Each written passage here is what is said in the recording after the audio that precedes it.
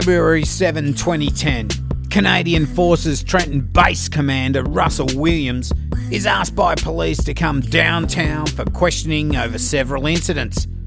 During a 10-hour interview, a shocked and perverted story would emerge. The case tonight, Russel Williams, perverted murderer.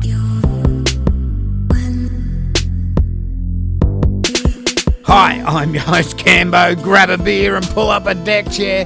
This is True Crime Island, another true crime podcast.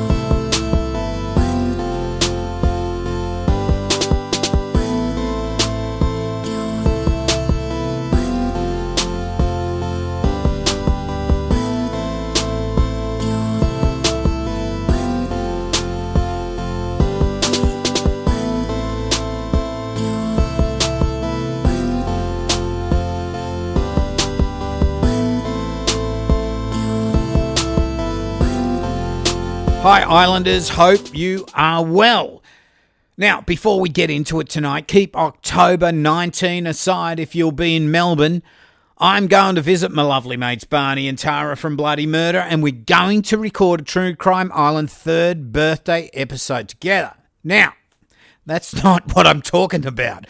But I'll be flying in early, and after recording, we are going to the Retreat Hotel in Brunswick, where we were before, to have a few beers at 4 p.m.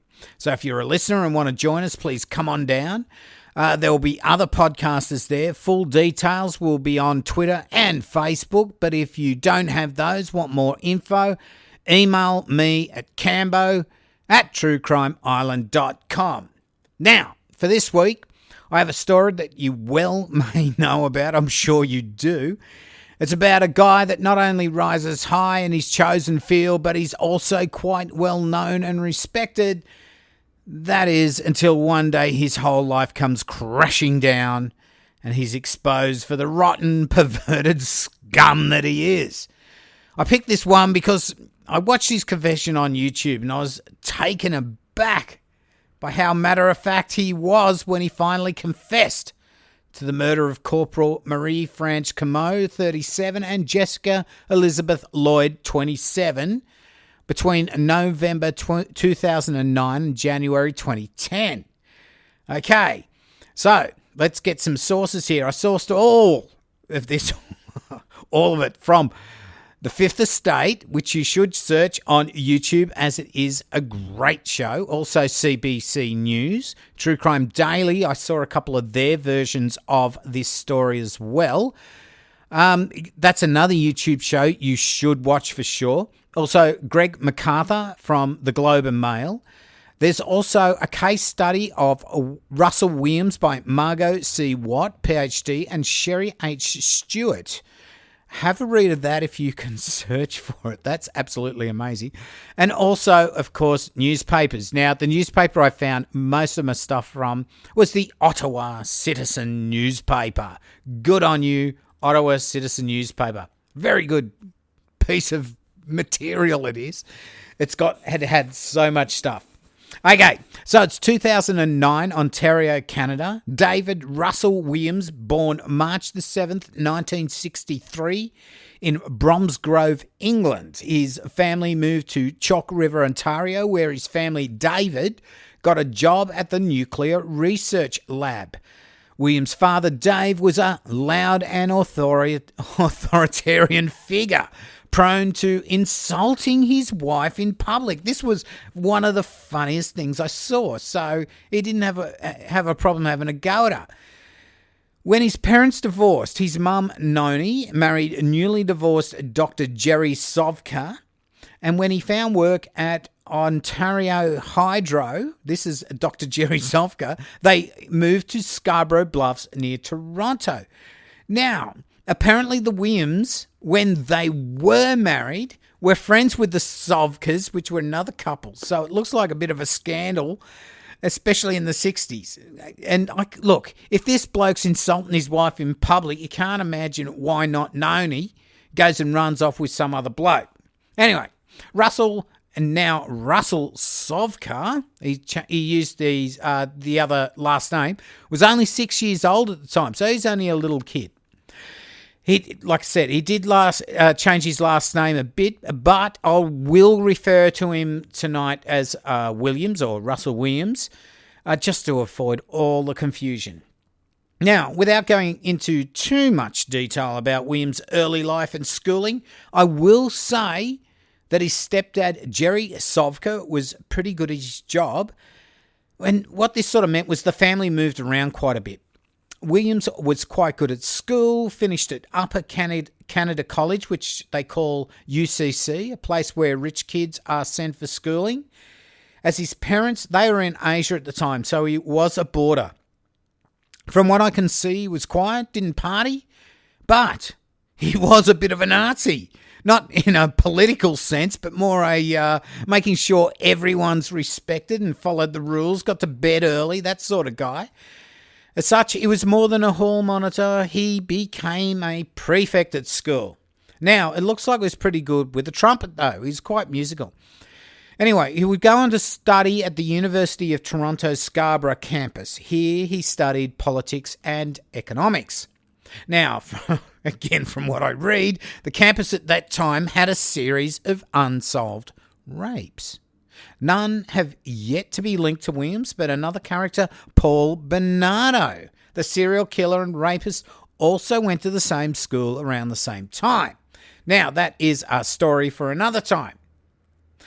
Okay, while at the University of Toronto Scarborough, Williams was known for picking locks and hiding in people's rooms for hours, jumping up to scare them when they got back.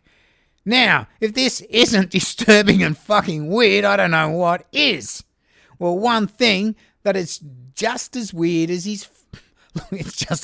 fucking haircut. If you see some of his photos from back then, oh my God, I actually got my hair cut on Saturday because it started to look like Russel Williams. Okay, I saw one of the videos on YouTube where his friend at uni told the reporter about him hiding in people's wardrobes and rooms, and he thought at the time it was more quirky, funny than serial killer creepy. I don't know.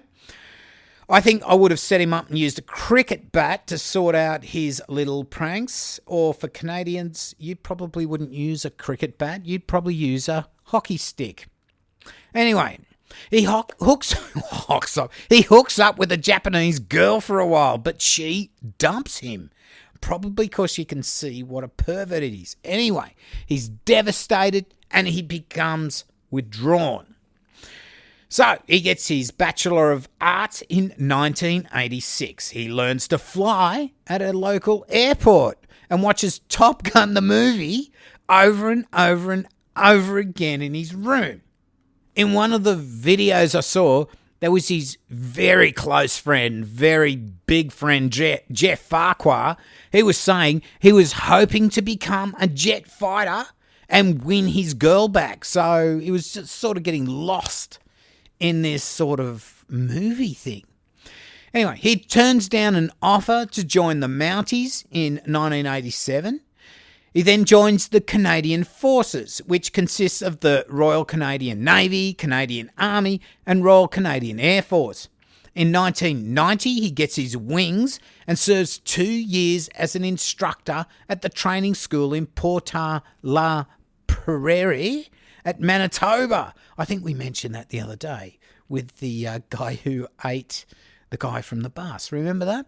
In January 1991, he's promoted to captain. Now, maybe some military people listening, they can tell me if that's quite of getting promoted fast or what, but I thought you should be a bit more experienced to become an instructor after 3 years of flying and in 4 years of becoming a captain.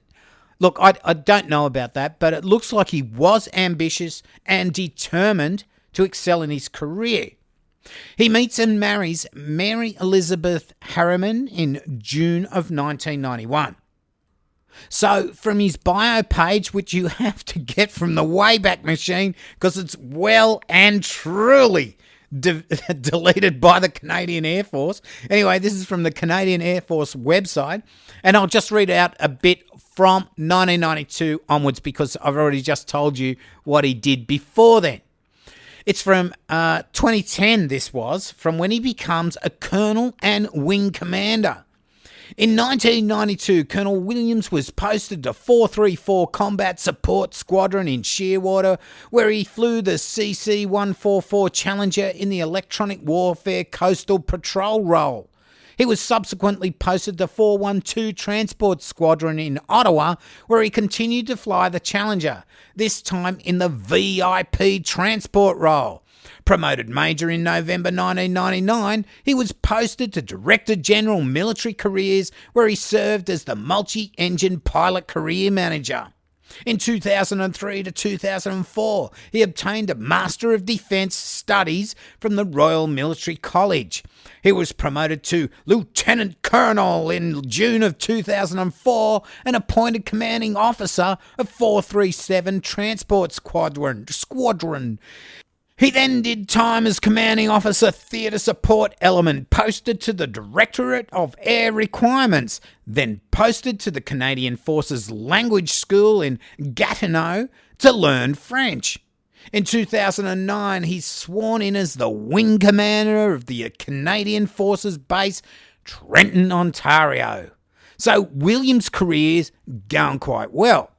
He'd been trusted during his days of VIP transport role to fly the Queen. That's the English Queen. She's our Queen as well. I think she's your Queen over in Canada as well.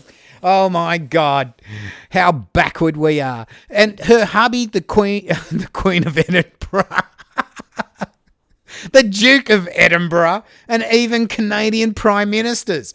Imagine being on a plane sitting between, say, Trudeau and crusty old Duke of Edinburgh. That would make for some serious funny conversation in an awkward kind of way. Anyway, Williams has been in his role as Wing Commander for only 6 months when in January the 28th, 2010, 27-year-old Jessica Lloyd goes missing.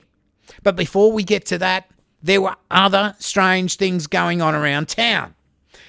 You see, there was a panty thief getting around, stealing ladies' undies, and not only ladies' undies, but little girls' undies.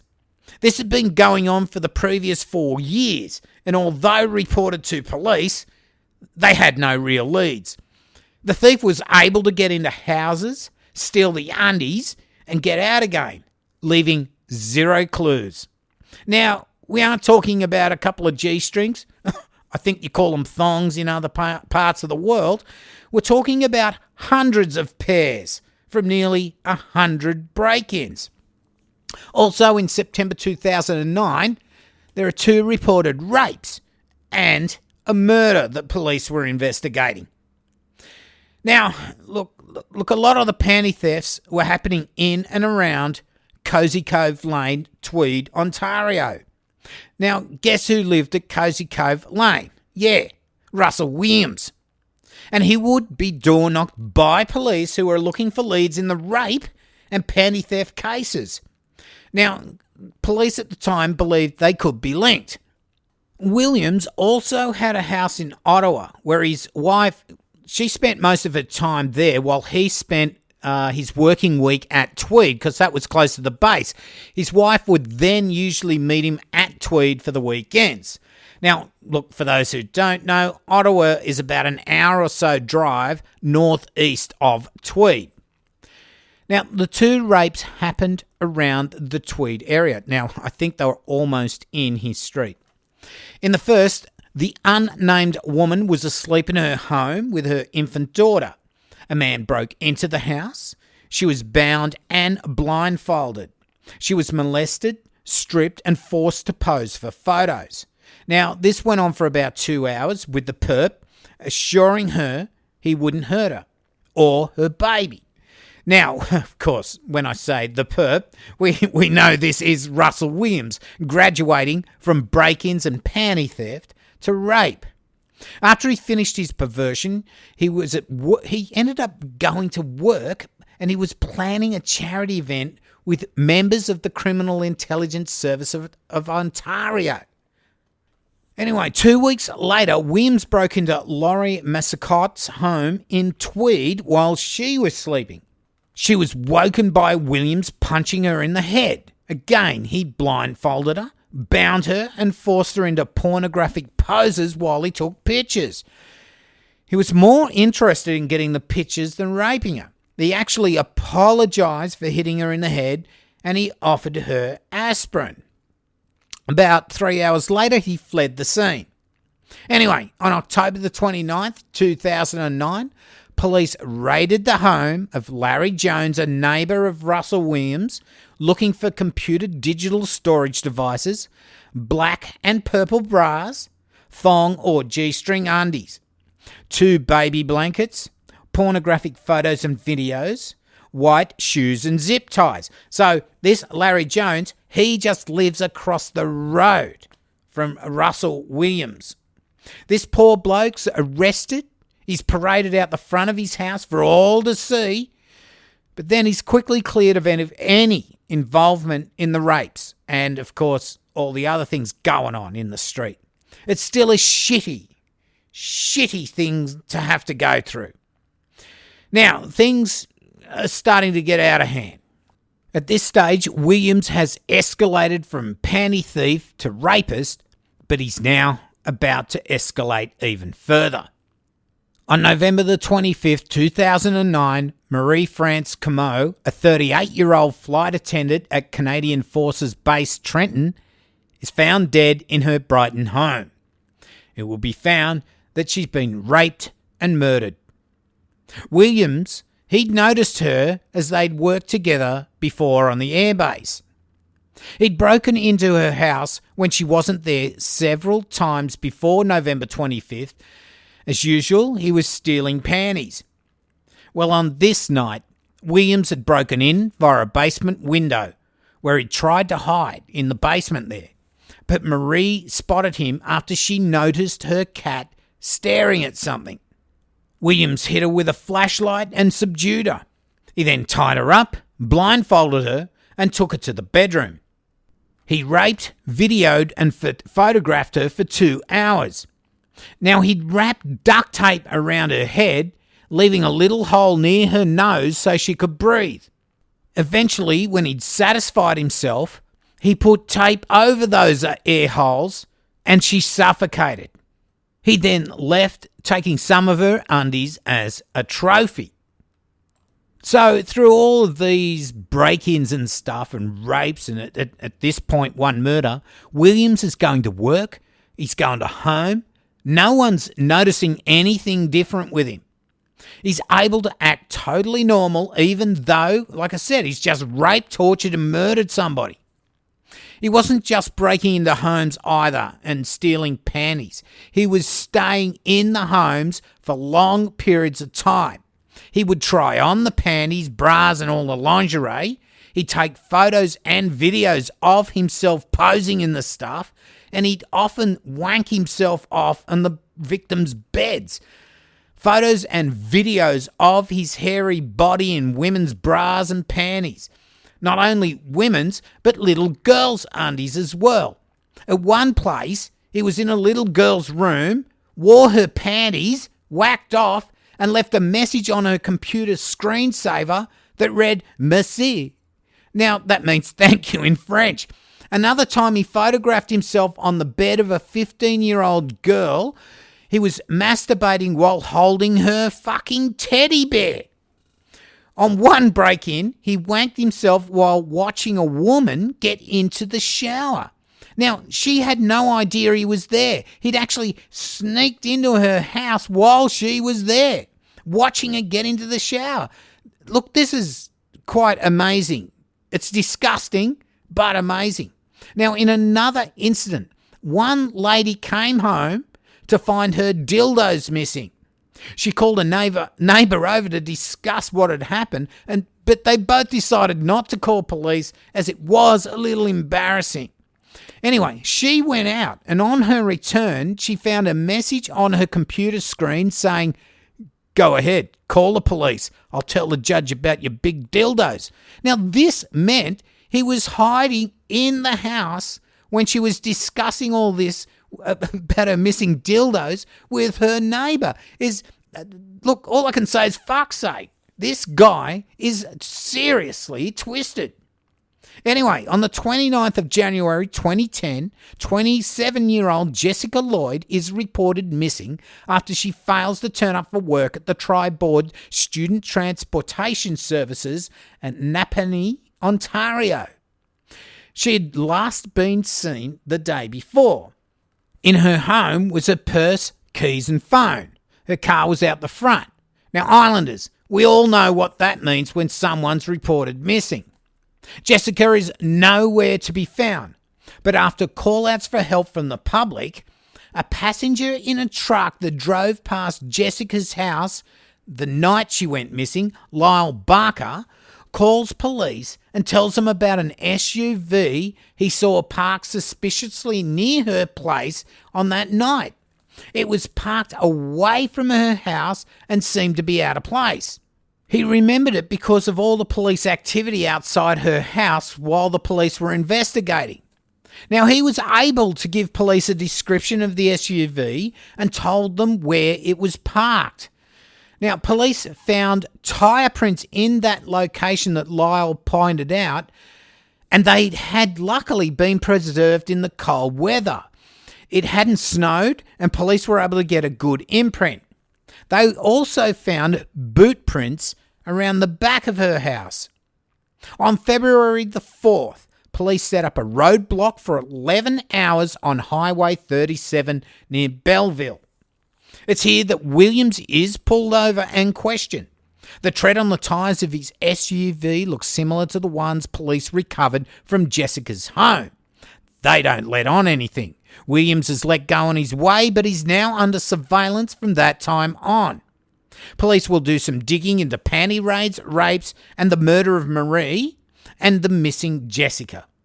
They find Williams can be linked to each of the cases either by living close by or working with the victims. On the 7th of February, police ask Williams if he'd like to come down to the station just to answer a few questions. Williams agrees and presents himself at the station by himself without a lawyer.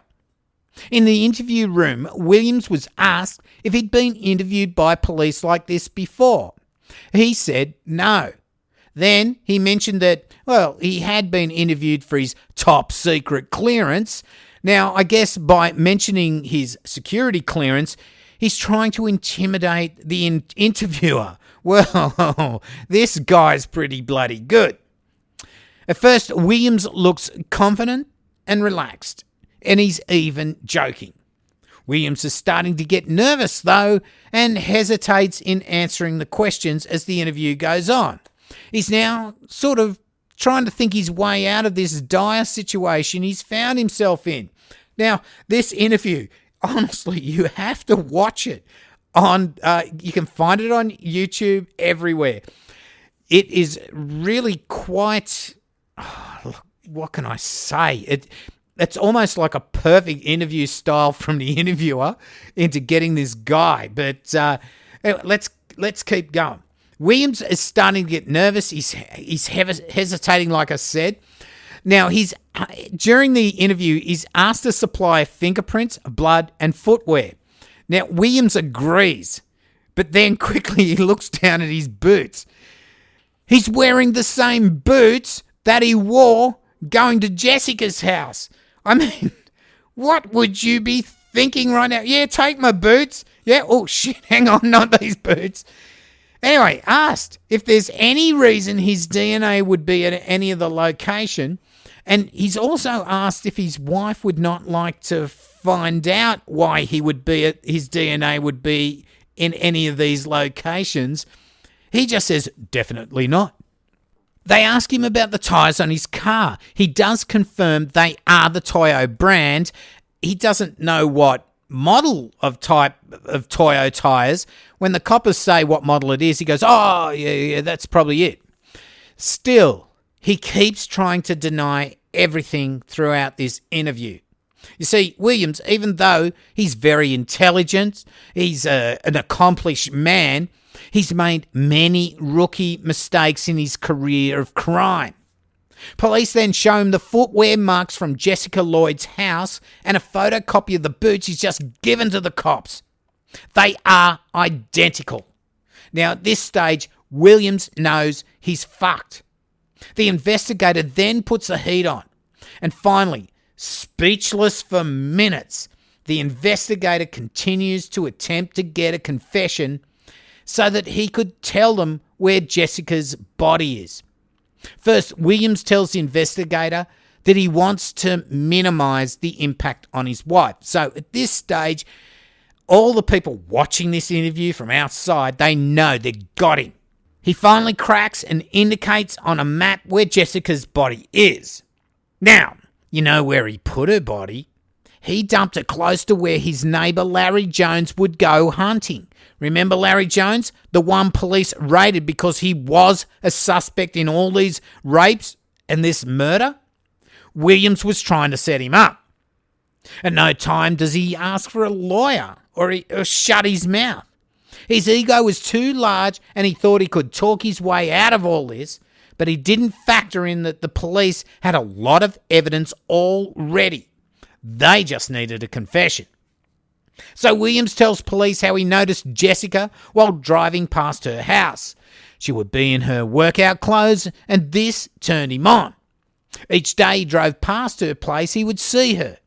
One day he noticed she wasn't there and decided to break into her place, and of course he stole some undies.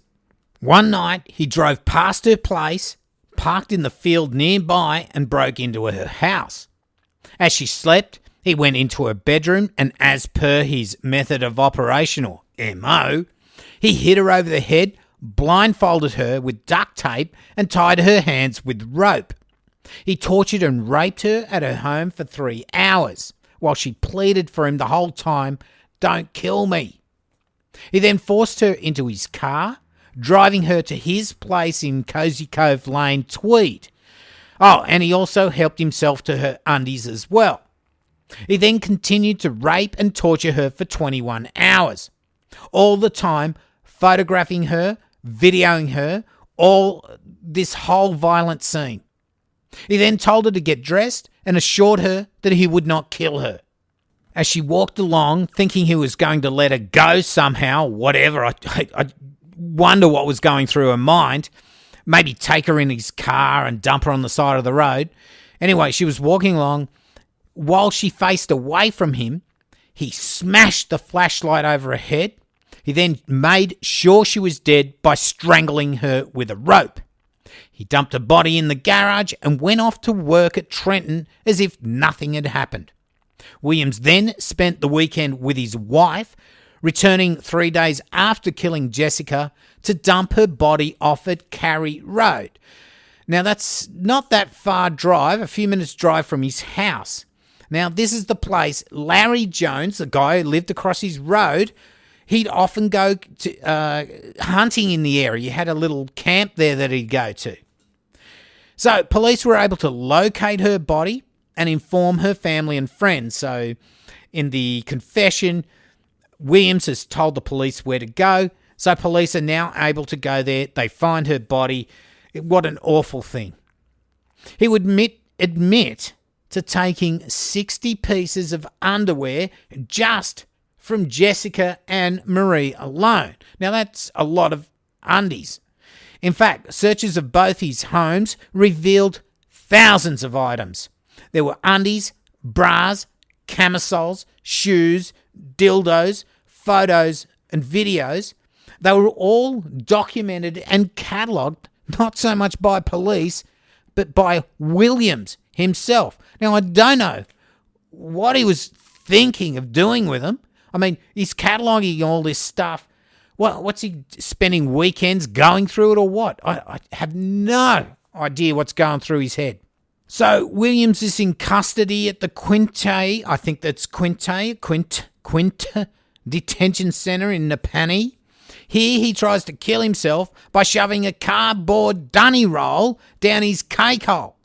Sadly, guards were able to take it off him and he survived. He also tried a hunger strike. I don't know, for what the fuck are you doing a hunger strike? I have no idea. World peace? What? Anyway, Williams would end up pleading guilty to 2 counts of murder, 2 counts of sexual assault, 2 counts of forcible confinement, and 82 counts of break-ins. He was sentenced to life in prison with no chance of parole for 25 years. He ended up, well, of course, this is all concurrent. He got 10 years each on the sexual assault charges and 1 year each for the panty raids. In a plea deal, his child pornography charges were dropped. So, I guess in 2035, he will be eligible for parole. I really don't think this disgusting pervert should ever be allowed to walk free again. Now, Williams' military uniform was burnt, his medals destroyed, his commission scroll shredded. His commissions were revoked, but from what I see, he's still on a $60,000 a year military pension. So that will be $1.5 million over 25 years. How this is allowed to happen, I have no idea. He has settled out of court for several claims against him, but Laurie Massacott is suing him for $7 million. But guess what? She wasn't allowed to target his pension. His wife divorced him. How much she knew of what he did, we will never know. Now, from the case study, which I've mentioned before by Margot C. Watt, PhD, and Sherry H. Stewart, it says, it seems she dutifully or willfully refrained from looking into the many bags and boxes full of women's undergarments and sex toys that were stored in the basement and garage of their Ottawa house. Jack Levin, professor of sociology and criminology at Northeastern University and author of Serial Killers and Sadistic Murder, Up Close and Personal, contends that in many cases the wife is totally ignorant of her husband's killing spree. He says she appears to have been the most incurious woman. So you got all these boxes of stuff and she doesn't look in any of them. Now, I won't read anything that Williams said in court. I don't care what he's got to say. I just think it's totally bullshit anyway. But I will read out a piece from the Ottawa Citizen, 9th of February 2010 by Alyssa Dalton, Thandy Fletcher, and another piece by Sharon Kirky. It went on. Marie Vance Comeau had been in the military for 12 years and had been at 437 Squadron for 6 months before her death. Elaine Plante, her former common law partner of more than 4 years, said, "I'll miss her for the rest of my life. She was an angel, a flower, and though we were not together, I could never speak against her. She is a lovely person. She loved her job." Ellen Wood, who worked with her as a flight attendant, said she was a wonderful person who was always smiling. She was fun, she was friendly, everybody liked her. Thomas Warren, who worked with her at the base, he also said she was one of the happiest people I've ever known in my life. Jessica Lloyd, she was remembered as an easygoing, fun-loving person whose death shocked everyone. Carrie Beattie, a co-worker, said she had an amazing personality and cared very much for her friends and family. She will be truly missed by anyone who came to know her. So, what makes someone who's no criminal record into their mid-40s, that they're successful in their chosen career, what makes them turn like this? Now, look, don't get me wrong. I don't care if some guy wants to wear ladies' undies and bras and take photos of themselves. I don't care what anyone wants to wear for undies, or even if they want to go commando for that thing. But sneaking into little girls' rooms, trying on their undies and photographing yourself knocking one out in their bed, well, that's a line no one should cross. But how, in such a short time, he went from all this panty raid stuff to forcing women into sexual deviances, then to rape and to murder. Maybe if they look a little bit further back and see where Williams was located over all those years, maybe more of his perversion will be found. Now, apparently, there were some unsolved rapes from the time he was at uni, but then again, Paul Bernardo, he was operating at that time as well in the same location. They went to the same uni. Also, the fact he's getting a pension, well, look, the government needs to sort that out. Unless, of course, out of all that money he's building up, the victims can get their hands on some of that money. Well, Islanders, that's about it for my take on this deviant scum. I know there's lots of other podcasts out there. Some of my mates have done it, and they have their version, so please go and check them out. Also, you've got to look at this interview on YouTube where he confesses. Now, the ones I watched, I must have watched them 6 or 7 times. That's why I'm doing this case. It's absolutely amazing. There's a few different length versions. Some have got some commentary and all this with it. Some are just out and out, a couple of hours of this confession. You've got to watch how his body language changes from when he walks into the interview throughout the interview. It just totally changes. Okay, Islanders, that's about it for tonight. And before we get to the shout-outs, don't forget we've got the meet-up at the Retreat Hotel at Brunswick on October 19. Also, thanks for new subscribers to the YouTube channel. I'll try and put some more episodes up soon. So, to the new Patreons this week, thank you so much to Brett Fowell. Thank you so much, Boom Fuckalunga Brett. And Jody Peterson, Boom Fuckalunga Jody. Thanks so much to all present and past Patreon supporters of the island. It really does make a difference. As you know, True Crime Island is a totally listener-supported podcast. I keep it ad-free, as you know. I don't like them, and neither do you. If you want to support the island financially for as little as $1 a month, you too can become a financial Patreon. Go to patreon.com/True Crime Island. Check out the levels and the rewards. I got mugs, stickers, and t-shirts. Now, if I do send you something from Threadless, that's the t-shirts or the mugs, it will have tracking. I will send you the tracking. Please monitor this and let me know if there's any issues. Liam in Australia, hi mate. He's had 2 shirts not arrive now. So the first one didn't, and the second one looks like it hasn't got there either. So please let me know so I can sort something out. If you don't want to do a monthly payment, you too can do a one-off donation at paypal.me/True Crime Island. True Crime Iceland. True Crime Island. Also, you can support the island by getting hold of some merch such as t-shirts, hoodies, beach towels, fantastic tote bags, all that sort of stuff. All available from truecrimeisland.threadless.com. Don't worry, there's links on my webpage, which is truecrimeisland.com. Please don't order the black mugs until further notice. I do have keychains, lapel pins and stickers. You just contact me directly for those because I got them at home. This can be done by emailing me, cambo@truecrimeisland.com. That's also the best way to get hold of me personally for anything else, such as requests or just to say Boom Fuckalunga. Now, you don't have to spend money to support the island. You can also rate, review, and tell your friends, family, and workmates about the island. If they don't know how to tune in, show them, because there's just not my podcast out there. There's so much stuff out there, they'll probably get rid of their TV. Search for True Crime Island on Facebook, Twitter, and Instagram, and join the closed group on Facebook if you want. Shout out to Curtis in Melbourne, Bullfuckalunga, mate. So that's about it for the show tonight. Lots of love to Maggie James, and I'm your host, Cambo. You've been listening to True Crime Island, and as I always say, don't forget to delete your browser history. Good night. Boom Fuckalunga.